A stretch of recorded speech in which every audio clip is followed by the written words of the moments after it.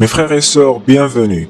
Cette histoire est l'histoire d'une actrice égyptienne connue par le nom Lucy et ses expériences avec les djinns lors du tournage d'une nouvelle série télévisée sur la ruqya et les djinns, très populaire au monde arabe, surtout au Ramadan. Avant de commencer, merci de laisser un like sur la vidéo et de s'abonner à la chaîne. Et n'oubliez pas de consulter notre page Patreon. Premièrement, j'aimerais préciser que j'ai préparé cette vidéo afin de présenter les expériences de cette personne avec les djinns. Notre Coran et notre prophète Mohammed sallallahu alayhi wa sallam ont parlé des djinns. Mais beaucoup de musulmans ne comprennent pas ça. Donc parfois, le fait de présenter les expériences des célébrités à propos de ces sujets d'une manière éducative peut aider les gens à comprendre que quand on parle des djinns en islam, on n'est pas en train de parler des légendes arabes et des histoires d'Aladin. On parle d'une réalité que notre prophète Muhammad sallallahu alayhi wa sallam nous a dit et on parle des faits présentés par le Coran et la sunna du prophète Muhammad sallallahu alayhi wa sallam. En 2021, la série télévisée Al-Maddah était télévisée pour la première fois. L'histoire tourne autour du caractère Al-Maddah, un cheikh et professeur en même temps. Ce rôle principal est joué par l'acteur égyptien Hamada Hilal. J'aimerais préciser que la série est basée sur une histoire réelle, mais une grande partie des événements n'est pas réelle. La première saison de la série a connu un grand succès, et la troisième saison a commencé au début de ce Ramadan. En bref, la série se déroule autour du cheikh qui est très connu pour être un très bon raqi. Raqi en Égypte et au monde arabe, c'est l'équivalent d'un exorciste aux pays européens et aux États-Unis, etc.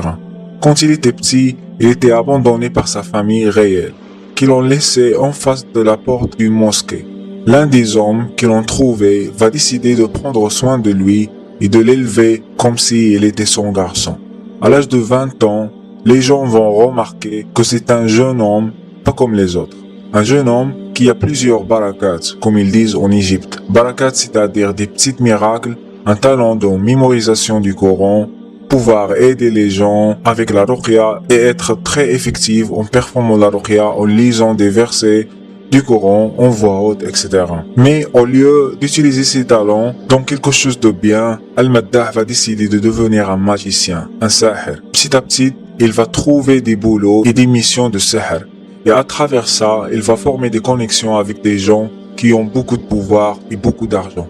Parmi ces missions, parfois, il reçoit une grande somme d'argent afin de collaborer avec les djinns pour trouver un kanz, un trésor, ou pour aider quelqu'un, un businessman par exemple, à détruire sa compétition. Il va devenir très riche, connecté aux milliardaires, businessmen et aux gens de pouvoir. Mais malgré son succès, il n'était pas satisfait. Il savait que tout le succès et l'argent qu'il a accumulé est complètement haram. Il a choisi ce chemin à cause des conditions et circonstances de sa vie et à cause de son passé. Finalement, il va décider de choisir le chemin de la tawba et de choisir le chemin d'Allah subhanahu wa ta'ala et laisser la voie du sihr et de la magie et la sha'wad. Mais ça va être difficile. Les djinns avec lesquels il a travaillé vont considérer ça comme une trahison, khiyana, et une série de vengeances va commencer. Al-Maddah est devenu un cheikh et les djinns vont essayer de bouleverser sa vie et la détruire.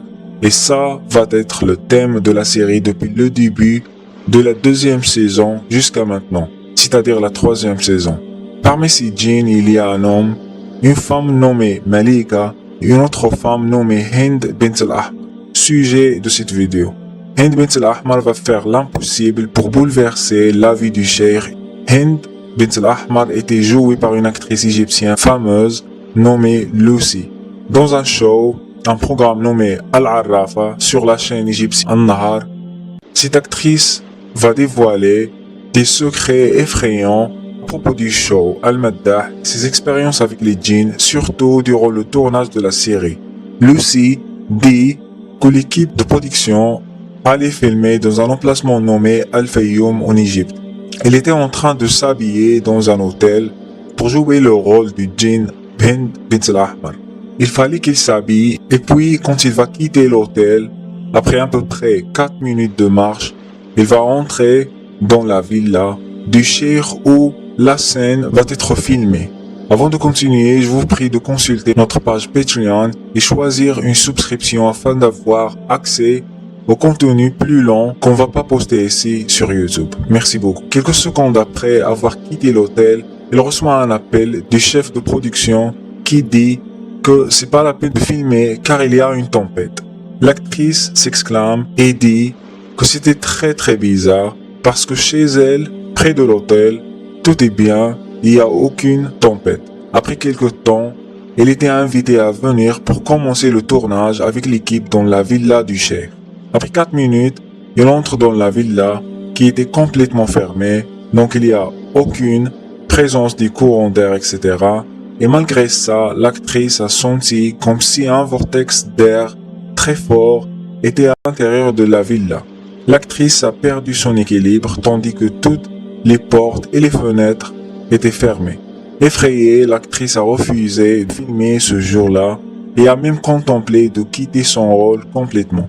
Lucy va révéler que cet événement-là et d'autres événements ont été causés par Hind Bint al-Ahmar, la femme djinn, caractère joué par Lucy dans la série Al-Maddah.